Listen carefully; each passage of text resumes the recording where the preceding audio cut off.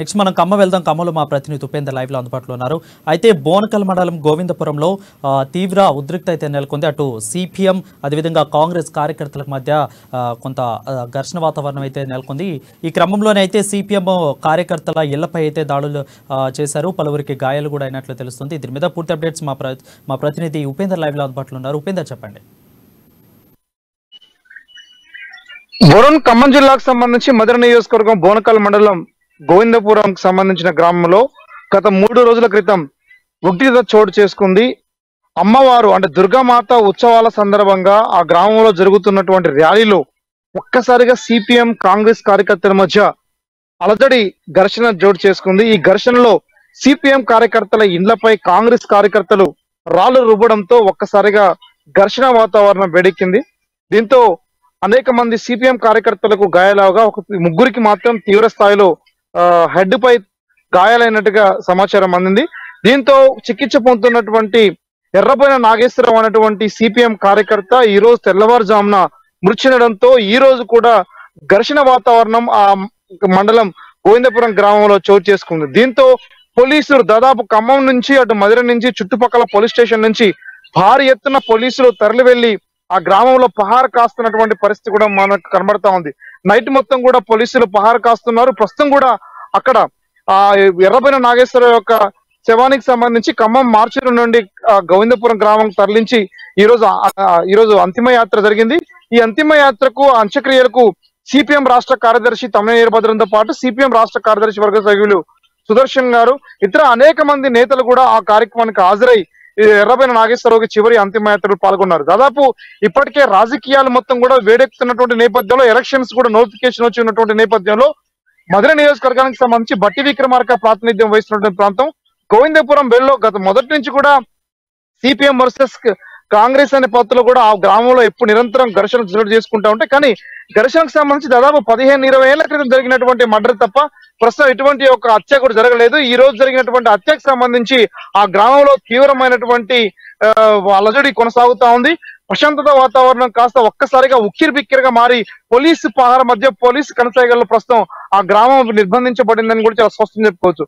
అయితే సిపిఎం కార్యకర్త కూడా ఎర్రబోయిన నాగేశ్వరరావు గతంలో అనేక సందర్భంలో కూడా ఆ గ్రామంలో సిపిఎం అభ్యున్నతి కోసం నిరంతరం కృషి చేసినటువంటి నేపథ్యంలో ఆ గ్రామంలో ఉన్నటువంటి సిపిఎం నేతలతో పాటు ఇక ఆ మధుర నియోజకవర్గానికి సంబంధించి బలమైనటువంటి సిపిఎం కార్యకర్తల గ్రామంలో రావడంతో పోలీసులు పహార కాస్తా ఉన్నారు. దీనిపై కాంగ్రెస్ నేతలు కూడా ఈ గొడవకు సంబంధించినటువంటి ఈ టైంలో జరిగే ఘర్షణకు సంబంధించింది కొంత ఇబ్బందికరమైనటువంటిది అని చెప్పేసి కూడా భావిస్తా ఉన్నాడు. సిపిఎం మరోవైపు కాంగ్రెస్ ఒకవైపు పొత్తులు పెట్టుకుంటారు అనుకున్నటువంటి నేపథ్యంలో ప్రస్తుతం ఆ ఆందోళనకు సంబంధించి ఆ హత్యకు సంబంధించి ప్రస్తుతం కాంగ్రెస్ సిపిఎం మధ్య సయోధ్య కుదిరిద్దా లేదా అని చెప్పేసి కూడా ప్రస్తుతం అక్కడ జరుగుతున్నటువంటి చర్చ.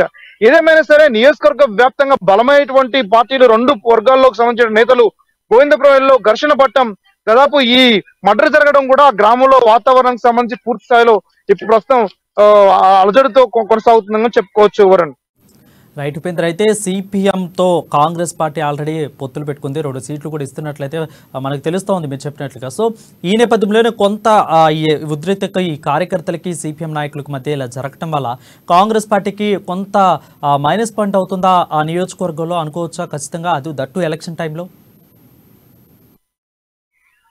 వరుణ్, గోవిందపురంకి సంబంధించిన గ్రామంలో సిపిఎం సిపిఐతో పాటు కాంగ్రెస్ కూడా బలమైనటువంటి పార్టీలా ఉంటాయి. కానీ బట్టి విక్రమార్కకి సంబంధించి నియోజకవర్గ వ్యాప్తంగా అటు కాంగ్రెస్ శ్రేణులకు సంబంధించినటువంటి నాయకత్వం ఉన్నారు.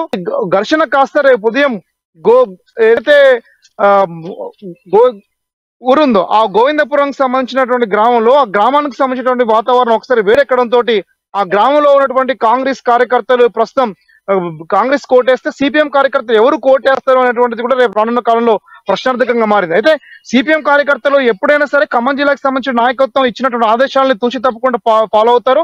అయితే ఇది వ్యక్తిగత ఘర్షణ జరిగిందా, రాజకీయ కోణంలో జరిగినటువంటి దాడులు అనేది కూడా అక్కడ కమిటీలు కూడా పరిశీలిస్తా ఉన్నాయి. ఇప్పుడు పొత్తున్నటువంటి నేపథ్యంలో ఈ హత్య కాస్త రాజకీయ పరమైనటువంటి అంశాలకు దారితీస్తుంది. రాజకీయ పరమైనటువంటి అంశాలకు సంబంధించినటువంటి నేపథ్యంలో అంటే ప్రధానంగా అది జిల్లా వ్యాప్తంగా కూడా ఇంపాక్ట్ పడేటువంటి అవకాశం ఉన్నట్టు కూడా కొంత వాతావరణం ప్రస్తుతానికి ఆ రకంగా వచ్చింది. అయితే సిపిఎం రాష్ట్ర కార్యదర్శి అలాగే ఖమ్మం జిల్లాలో ఉన్నటువంటి ప్రధానమైనటువంటి కాంగ్రెస్ నేతలు కూడా ఎటువంటి ఆలోచన చేసి ఆ గ్రామంలో చైతన్యం చేసి ఈ దాడుల్ని ఈ యొక్క ప్రశాంతత వాతావరణం ఎలా నెలకొల్పుతారు అనేది కూడా కొంత టైం తీసుకొని వేచి చూడాల్సి ఉంటుంది. రైట్ ఉపేందర్, అయితే ఆల్రెడీ మనం అనుకున్నట్లుగా సిపిఎం పార్టీతో సిపిఐతో పొత్తులు ఉన్నాయి. సో ఈ నేపథ్యంలోనే ఆల్రెడీ సిపిఎం తరపు నుంచి తమ్మినేని వీరభద్రం గారు అయితే జోక్యం చేసుకున్నారు. బట్ కాంగ్రెస్ తరపు నుంచి ఇంకెవరైతే ఇక్కడ జోక్యం చేసుకోలేదు. విటికిమ్స్ కాంగ్రెస్ కార్యకర్తలు కూడా ఉన్నారు కాబట్టి హైకమాండ్ ఏమైనా జోక్యం చేసుకుని ఈ 2 రోజుల పరిస్థితి అక్కడ ఏమైనా కనిపిస్తా ఉందా? హైకమాండ్ జోక్యం చేసుకుని వాళ్ళని చైతన్య పరిచేలాగా ఏమన్నా వాళ్ళకి అవగాహన కల్పించిందా ఇద్దరం ఒకటే అని? వరుణ్, ప్రస్తుతం గ్రామంలో భారీ ఎత్తున పోలీసు పహారా కాస్తా ఉన్నారు. ఆ గ్రామంలో సిపిఎం కార్యకర్త ప్రస్తుతం ఇండ్లకు సంబంధించినటువంటి మధ్యలో ప్రదర్శనగా ర్యాలీగా అంతిమ యాత్రలో పాల్గొని ఆ కార్యక్రమం ఫెనరల్స్ కార్యక్రమం కొనసాగించారు. అయితే అక్కడ ఉన్నటువంటి భట్టి విక్రమార్క ప్రస్తుతం అందుబాటులో లేకపోవడం, అదే నేపథ్యంలో ఖమ్మం జిల్లాతో సంబంధించినటువంటి కాంగ్రెస్ నేతలు కూడా పట్టినట్టుగా ఉండడం అనేది కొంత ప్రస్తుతం జరుగుతా ఉంది.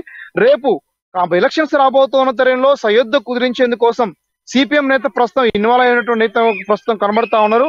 అయితే కాంగ్రెస్ నుంచి ఎవరు ఇన్వాల్వ్ అయ్యి ఆ గ్రామంలో ఉన్నటువంటి ఇరు వర్గాలని కూర్చొని రానున్నటువంటి రోజుల్లో బీఆర్ఎస్ వైఫల్యాల పట్ల మనం ఏ రకంగా ముందుకు సాగాలి అంటే ప్రధానమైనటువంటిది దేశవ్యాప్తంగా ప్రస్తుతం కాంగ్రెస్ కి సంబంధించినటువంటి వేవ్ కొనసాగుతున్నటువంటి నేపథ్యంలో తెలంగాణ రాష్ట్రం కూడా కాంగ్రెస్ వేవ్ కొనసాగుతున్నటువంటి నేపథ్యంలో ఈ 2 పార్టీలకు సంబంధించి రానున్నటువంటి రోజులు ఎందుకు కలిసి పనిచేయాలనేటువంటిది కూడా ఇద్దరి మధ్య సఖ్యత కుదిరించే అవకాశం కనబడతా ఉంది. అది జరిగితే మధుర నియోజకవర్గానికి సంబంధించి మొదటి నుంచి కూడా చెప్పుకుంటా ఉన్నాం. భట్టి విక్రమార్క సంబంధించి ప్రస్తుతం ఎమ్మెల్యే అభ్యర్థిగా ప్రకటించబడి ఉన్నారు. అతనికి తిరుగులేదని చెప్పేసి భావిస్తున్నటువంటి సమయంలో మరో పక్క గతంలో సిపిఎం లో పనిచేసినటువంటి లింగాల కమల్ రాజుకు సంబంధించి ప్రస్తుతం బీఆర్ఎస్ అభ్యర్థిగా ఉన్నాడు. ఇది ఏమైనా క్యాప్చర్ చేస్తారా అనేటువంటి రాజకీయ కోణంలో కూడా కొంత వాతావరణం అక్కడ కనబడతా ఉంది. ఏమైనా సరే కాంగ్రెస్ ఓట్లు కాంగ్రెస్ కి పడేటట్టు, అలాగే సిపిఎం ఓట్లు కూడా కాంగ్రెస్ కి పడేటట్టు అక్కడ ఉన్నటువంటి వాతావరణాన్ని కనుక జిల్లా నాయకత్వం రాష్ట్ర నాయకత్వం కలిసి సయోధ్య కుదిరితే సఖ్యత తీసుకొస్తే మాత్రం రానున్నటువంటి రోజుల్లో మధుర నియోజకవర్గం కావచ్చు, గోవిందపురం ప్రాంతం బూత్ లో కూడా కాంగ్రెస్ కు తిరుగులేని ఓట్లు పడేటువంటి అవకాశం కనబడుతుంది. ఒకవేళ సీట్లకు సంబంధించి ఇప్పటికే సీట్ ఇవ్వకోకుండా వైరా సీట్ ప్రకటిస్తారని చెప్పేసి ఒక ప్రచారం జరుగుతున్న నేపథ్యంలో ఇంకా సీట్ల విషయ వ్యవహారం తేలక ముందుకే ఇంత ఘర్షణ జరగడం అనేది కూడా రేపు రాజకీయ అలజడులకు, రాజకీయ విభేదాలు విభేదాలు పెరగడానికి దోహదం చేస్తుంది అనేది కూడా అంచనా వేస్తా ఉన్నారు.